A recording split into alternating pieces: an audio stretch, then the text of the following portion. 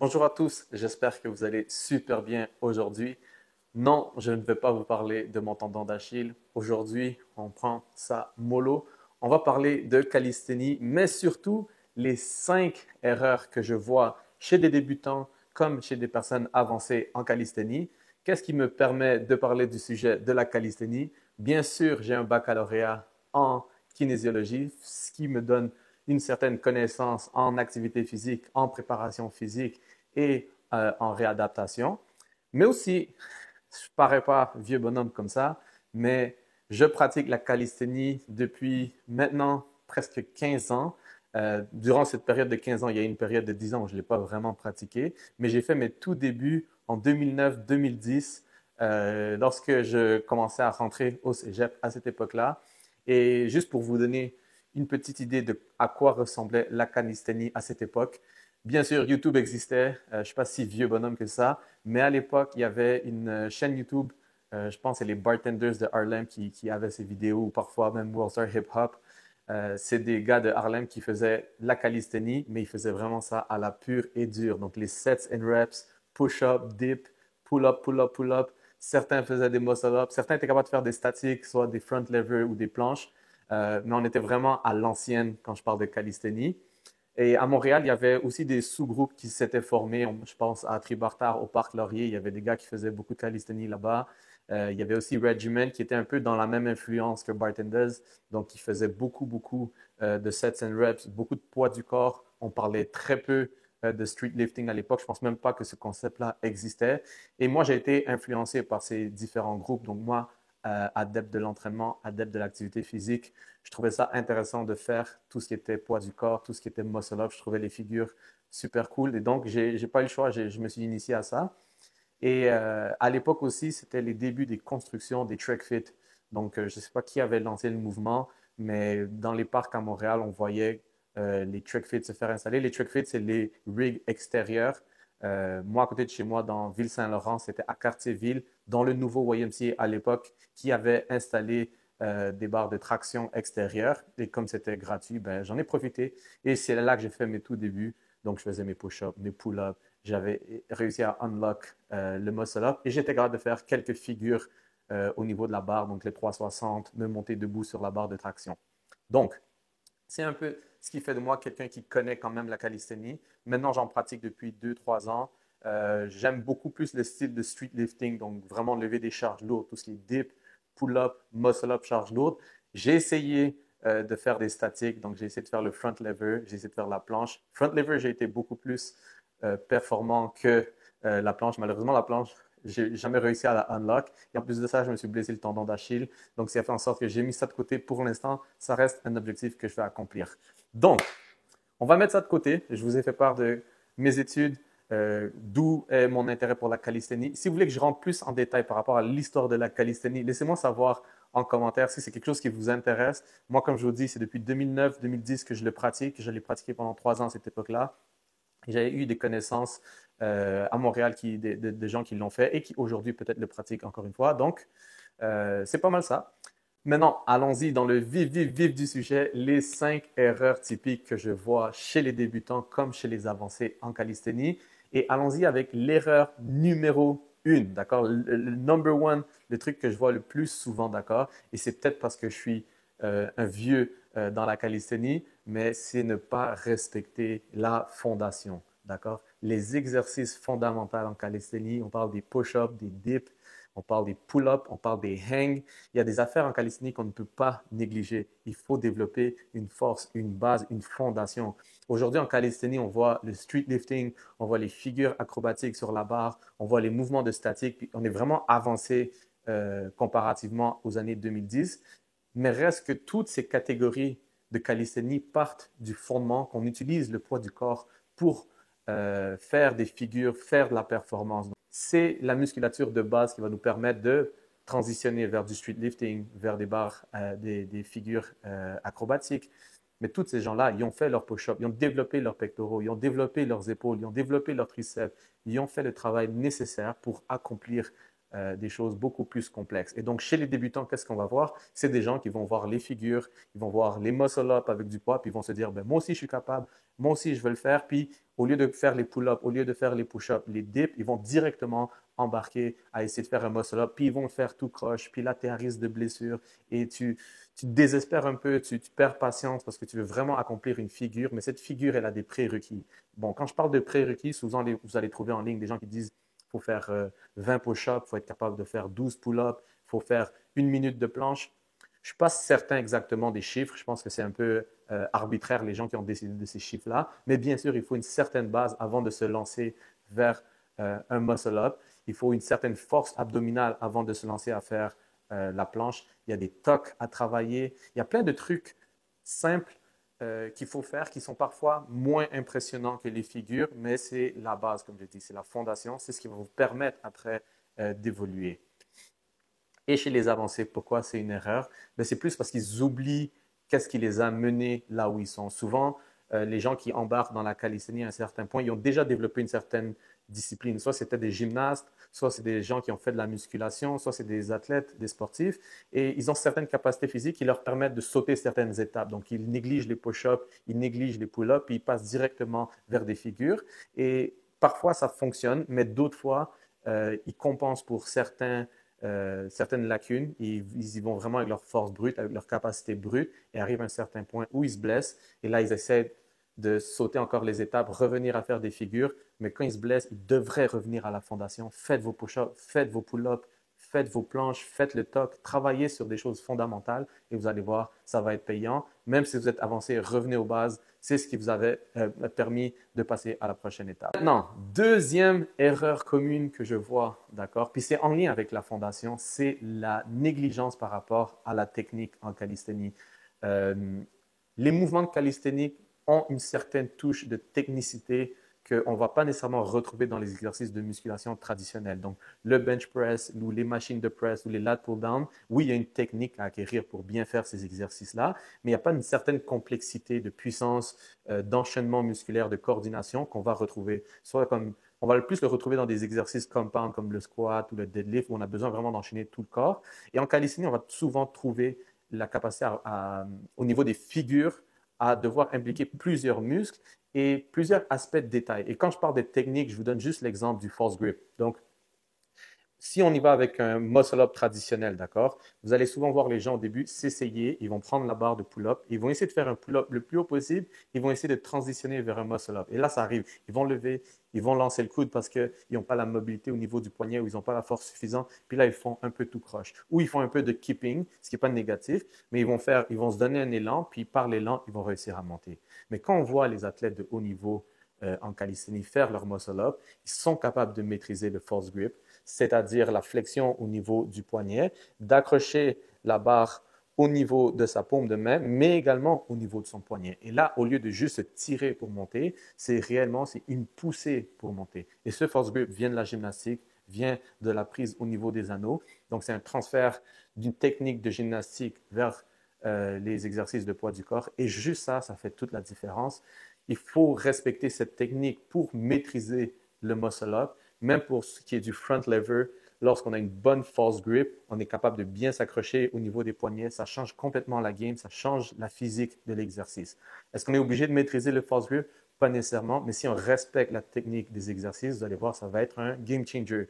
Également au niveau de la protraction et la rétraction, au niveau des omoplates, on est capable de s'engager, on est capable d'utiliser les omoplates pour venir contracter musculairement au niveau du dos, ça peut nous aider à faire le front lever. Au niveau de la planche, c'est tout ce qui va être au niveau du torque. Et c'est le même principe qu'on peut utiliser dans le handstand, c'est de venir ramener le coude et l'avant-bras. On va faire une légère torsion au niveau du bras. On vient insérer les omoplates. Et encore une fois, cette technique nous permet d'avancer et de progresser beaucoup plus rapidement dans nos figures, dans des choses beaucoup plus complexes. Et aussi, elle nous évite de se blesser. Encore une fois, comme je l'avais dit, même chez certaines personnes avancées, vu qu'ils ont une certaine force brute plus élevée que d'autres personnes, ils vont être capables de faire des figures. Mais quand on regarde réellement comment ils le font, ils sont en train d'utiliser une force brute pour la réussir. Mais cette force brute a des limites. Donc, autant tu veux faire une planche parce que tu es fort des épaules, autant tu es en train de taxer tes épaules et c'est à ce moment-là que tu te blesses. Et je parle d'expérience à ce moment-là. J'ai une certaine force brute. Quand je faisais mes planches au début, je vais me mettre un peu de côté là, mais j'avais les coudes fléchis comme ça. Je poussais comme ça. Et à ce moment-là, je mettais beaucoup de tension sur mes biceps, sur mes bras. quand réellement, je pouvais juste chercher l'extension complète de mes bras et là, faire une réelle tuck plank avec moins de stress au niveau de mes articulations. En fait, moins de stress au niveau de l'épaule, mais l'articulation du coude était beaucoup plus sollicitée.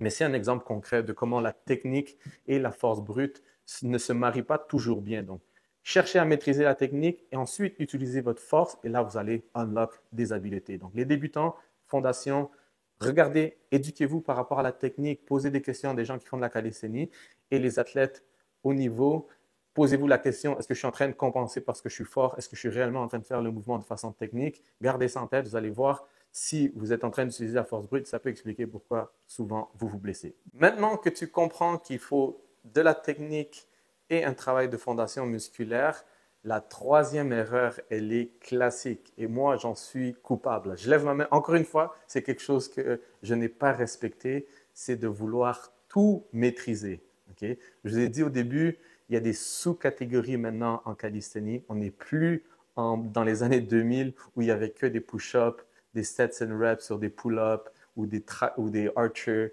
genre pull-up, qui sont bien, mais on est rendu vraiment dans des sous-catégories. On a le street lifting qui est une combinaison de powerlifting et calisthénie où on est en train de viser des charges max sur les dips, sur les pull-ups, sur les muscle-ups. On a les figures statiques, front lever, back lever.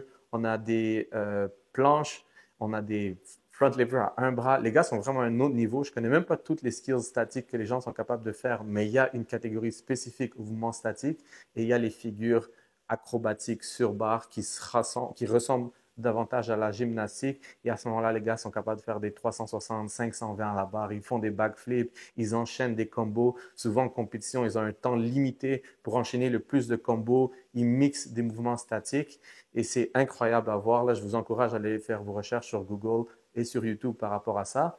Où je veux en venir, c'est que ces trois catégories, c'est des spécialisations en calisthénie. Mais de l'œil d'un débutant, parfois, on voit le muscle-up avec 20 kilos, on voit la planche, on voit le 360 sur la barre. Puis on se dit, moi, cet été, je veux accomplir toutes ces figures. Je vais être capable de faire tout ça.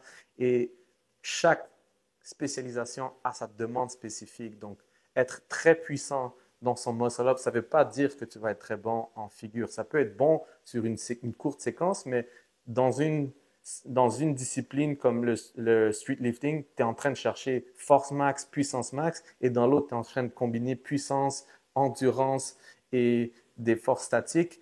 Et parfois, ça ne se marie pas bien.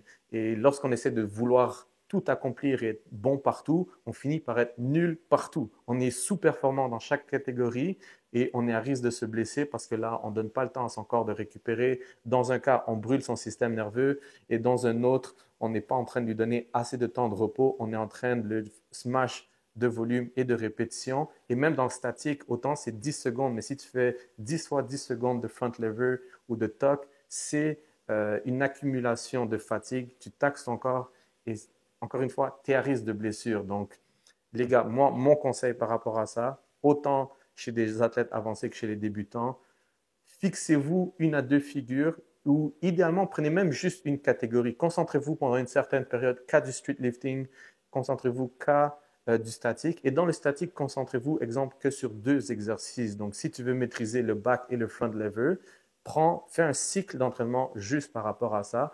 Tu vas avoir des gains beaucoup plus rapides si tu te concentres que sur un aspect, que si tu essaies de mixer tes entraînements et tu essaies de faire un peu tout en même temps. Donc, ce qui va arriver, c'est que si tu te concentres que sur le front lever, c'est là où tu peux appliquer beaucoup plus les aspects techniques, le force grip, venir lock, contracter tes omoplates, contracter tes abdos, contracter tes fessiers. En faisant la pratique, en faisant du volume par rapport à une figure, tu vas réaliser qu'il y a tellement d'aspects techniques à maîtriser qui vont te faire progresser. Et parfois, ces mêmes aspects techniques peuvent être utiles dans d'autres choses, mais ça ne veut pas dire que tout est connecté. Ça ne veut pas dire que tu maîtrises le front lever qu'automatiquement tu es bon en muscle up, mais il y a des points au niveau de l'omoplate, au niveau de tes avant-bras qui peuvent t'aider à transférer vers ton muscle up. Donc les gars, concentrez-vous sur quelques figures, faites du bon travail sur cette figure-là et après, rien ne vous empêche d'aller explorer d'autres mouvements, mais attendez-vous pas à être le numéro un dans chaque catégorie. vous allez voir des compétitions, ce n'est pas les mêmes gars qui gagnent les compétitions de streetlifting que ceux qui gagnent les compétitions d'acrobatie. C'est deux mondes différents, deux physiques complètement différents. Tu as des gars un peu plus musclés, un peu plus charnus, et de l'autre côté, tu as des gars un peu plus sveltes qui sont capables de faire des figures et être très puissants et très endurants. Quatrième erreur, et ça, débutant, avancé, on note tout le temps l'erreur. Et c'est pratiquement dans l'univers de la calisthénie. Je pense que graduellement, le mindset de la calisthénie est en train de changer. Mais au départ, la calisthénie, comme je dis, la fondation, on parle de sets and reps, on parle de faire que du volume d'entraînement. Fais-moi des 1000 push-ups, fais-moi des 500 tractions, reste à la barre 1 minute sans lâcher, fais un single arm hold, enchaîne des séquences, smash, smash, volume, volume, volume, volume, set, rep, set. Il n'y avait aucune structure. C'était juste ce qui fait le plus pendant le plus longtemps. C'était ça la calisthénie à cette époque. Et je pense que graduellement, avec les années, avec les spécificités, certains principes d'entraînement sont venus encadrer la pratique. Donc, dans le streetlifting, vu qu'on se rapproche beaucoup plus du powerlifting, on va retrouver certains principes d'entraînement, de cadre, d'entraînement, de programmation. Donc, calculer l'effort max, donc les RM, se donner des guides par rapport à combien de répétitions je dois faire, à quel pourcentage d'intensité je le fais, combien de sets je fais, est-ce que j'ai un top set, est-ce que j'ai un one rep max set, est-ce que j'ai une phase de deload, combien de temps je me donne de repos. Donc, en powerlifting, il y a vraiment une notion de les guider et de voir qu'est-ce qu'on fait pour éviter de brûler son système nerveux, éviter des blessures. Et ce principe-là, c'est rattaché vers le streetlifting, qui je pense qui est la catégorie qui a la meilleure structure d'entraînement et de programmation. Après les static hold et les acrobatiques, je comprends pourquoi aussi on ne fait pas nécessairement de la programmation. C'est beaucoup plus difficile de mesurer l'effort et la fatigue quand on fait des static hold, mais c'est super important d'avoir une bonne programmation. Calculez votre effort sur une échelle de 1 à 10 lorsque vous faites des statiques. Est-ce que c'est un 10 sur 10 quand j'essaie de maintenir pendant 15 secondes ma planche? Et tu sais, est-ce que c'était un 3 sur 10 quand j'ai fait un TOC? Donc, il faut mesurer, il faut calculer, il faut être beaucoup plus objectif dans la pratique de la calisthénie, ce qui va faire en sorte qu'on progresse beaucoup mieux et qu'on évite de se blesser. Il y a tellement d'erreurs qui sont juste dues à la négligence de vouloir arriver dans un parc d'entraînement et choisir aléatoirement qu'est-ce qu'on va faire. Ah, aujourd'hui, j'ai envie juste de faire des pull-ups, j'ai envie de faire 27, j'ai envie de viser 1000 répétitions. Et réellement, est-ce qu'il y a réellement un objectif derrière faire beaucoup de volume? En fait, c'est ça. Je pense qu'il manque une vision claire de qu'est-ce qu'on veut accomplir et comment on s'y rend. Donc, l'objectif et le plan de match pour accomplir quelque chose.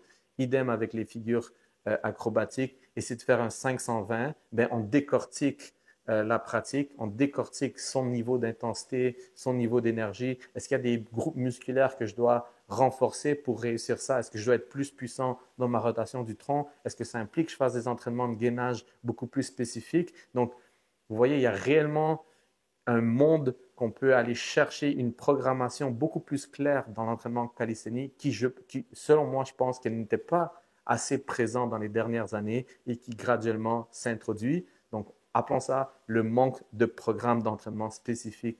Et j'ai une petite solution, d'accord? En fait, non pas petite, c'est une méga solution. C'est le groupe Force Expertise à Montréal. C'est deux amis à moi que je connais très bien. Eux, ils font du streetlifting. Eux, ils sont des étudiants en kinésiologie ou déjà, je pense, Sofiane est déjà kinésiologue et il fait de la programmation pour les athlètes de streetlifting, mais aussi pour les gens qui font de la calisthénie en général, des static hold, etc. Et ils font des programmes super adaptés, calculent le volume, l'intensité, les temps de repos. Ils ont vraiment un œil scientifique par rapport à cette discipline et leurs athlètes performent en ce moment. Ils ont des bonnes marges de progression. Allez le voir sur Instagram, vous allez voir, c'est des gens qui partent de aucune charge, ils font que du poids du corps et aujourd'hui, ils sont en train de faire avec des bonnes charges, des pull-ups avec des bonnes charges, des muscle-ups avec des bonnes charges. Mais en plus de ça, ils ont la technique. Donc, tous les problèmes précédents que je vous ai mentionnés de 1 jusqu'à maintenant, le manque de fondation, le manque de technique, vouloir tout maîtriser, je pense que le point 4, si vous avez une bonne programmation, ça veut dire que vous allez avoir des bons fondements, ça veut dire que vous allez travailler sur votre technique et ça veut dire que vous allez avoir des objectifs clairs et pas nécessairement vous éparpiller. Donc, le point 4, c'est super important à garder en tête et à comprendre, bien programmer ses entraînements. Et finalement, le cinquième, assez controversé probablement, c'est que les athlètes en calisthénie négligent la musculation. D'accord?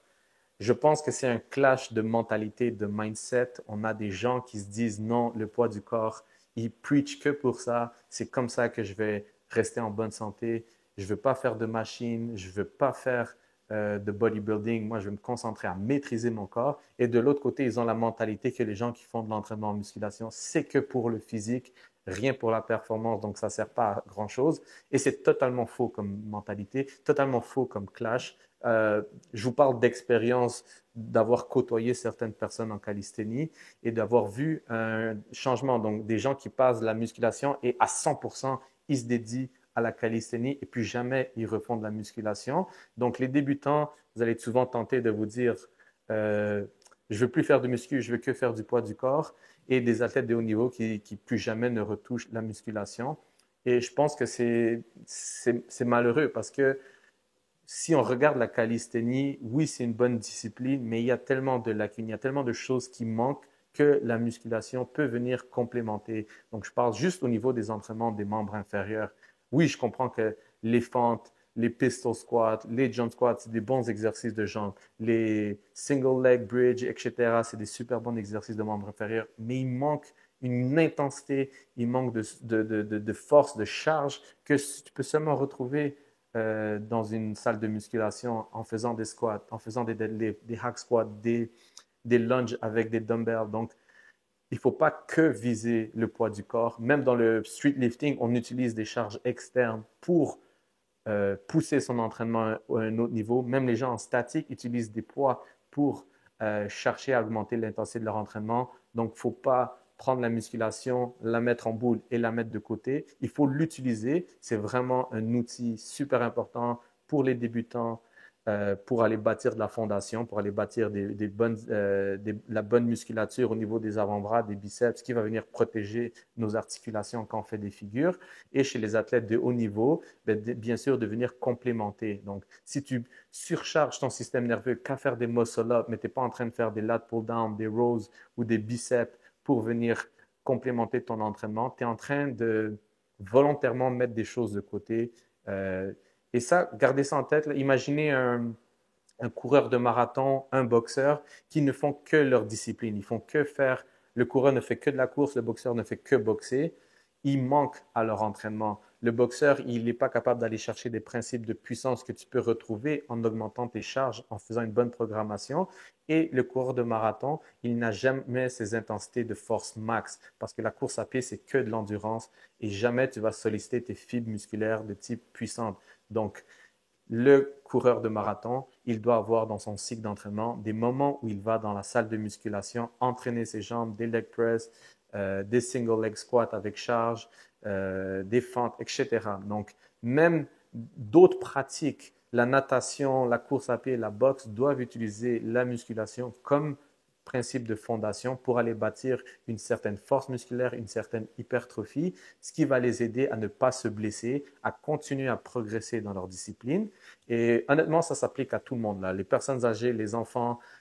Si toi, tu n'es même pas un adepte de calisthénie, tu as juste écouté la vidéo parce que ça t'intéresse, il faut que tu restes actif. Et ça, c'est de la musculation, c'est des machines, c'est des poids, c'est de la mise en charge. Tout ça, c'est bon pour la densité osseuse. Tout ça, c'est bon pour les muscles, les articulations, le cœur. Je peux preach sur l'entraînement parce que c'est pas juste du bodybuilding, parce que je sais que le bodybuilding a vraiment pris euh, le monopole un peu de l'univers de la musculation, mais allez aujourd'hui en 2025 dans une salle de musculation et vous allez voir qu'il y a toutes sortes de personnes qui vont s'entraîner, des personnes âgées, des athlètes, des étudiants. Tout le monde comprend maintenant que la musculation, l'entraînement musculaire a des bénéfices. Donc, athlète en calisthénie, ne négligez pas l'impact et l'influence de la musculation. Autant la calcine et le poids du corps, c'est super intéressant. Gardez en tête que vous pouvez venir le complémenter. Donc, si on est pour donner des ratios, 80% du temps, dédiez-vous à la calisthénie, mais gardez un 20% dédié à la musculation. Et si vous regardez là, le fondement, le point numéro un de développer, de faire des push-ups, des dips et des pull-ups, ben, les mêmes mouvements que vous faites là, dumbbell press, lat pull-down, et des tricep extensions, c'est les mêmes mouvements musculaires, sauf que là, tu es capable de doser la charge, mieux faire des calculs, faire une meilleure programmation. Donc, gardez en tête, c'est un outil qui va vous aider. Voilà, ça met fin à cette vidéo. On a vu 5 erreurs. Si j'ai manqué une erreur, si vous sentez que autour de vous, les athlètes de calisthénie ou les débutants font une erreur flagrante que je n'ai pas mentionnée, laissez-moi savoir en commentaire. Comme je l'ai dit, si vous voulez aussi que je fasse la synopsis, une introduction de comment était la calisthénie en 2010, laissez-moi savoir en commentaire. Ça va me faire plaisir de vous partager mon expérience d'il y a de cela 15 ans. Sinon, like, abonne-toi et merci encore une fois pour ton écoute.